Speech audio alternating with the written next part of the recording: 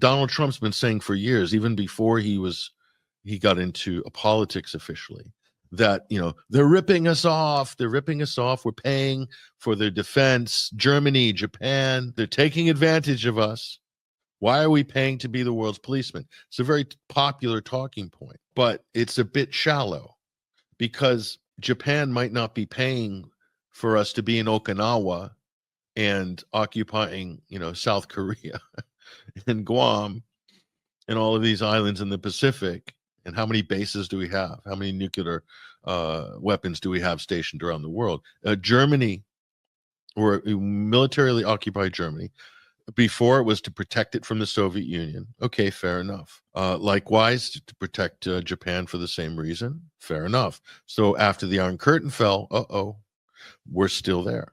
We were there. That was the post-World War II peace dividend. Donald Trump, I've never heard him articulate this because maybe this concept's too broad and deep for Donald Trump. We got more out of that in terms of running a global empire. We militarily occupy Japan, forbid it to have any national military. Same with Germany.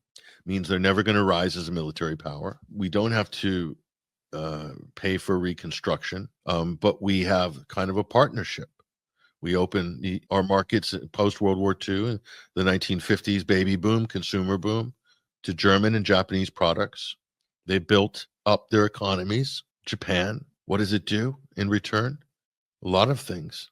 Not only do we get advanced, affordable, top-of-the-range consumer goods in America, but Japan's buying U.S. debt. Japan's buying T-bills. Japan is helping to prop up the United States world reserve currency. That's worth more than paying for military services, like Donald Trump talks about. Germany, similar.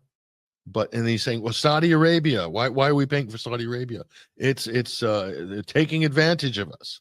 That is just so childish to even make that statement. The petrodollar, the end of Bretton Woods. Donald, do you know what that is? Do you remember? Do you know the dates? Should we do a history seminar? Basic history seminar. I know a lot better historians, way better than myself.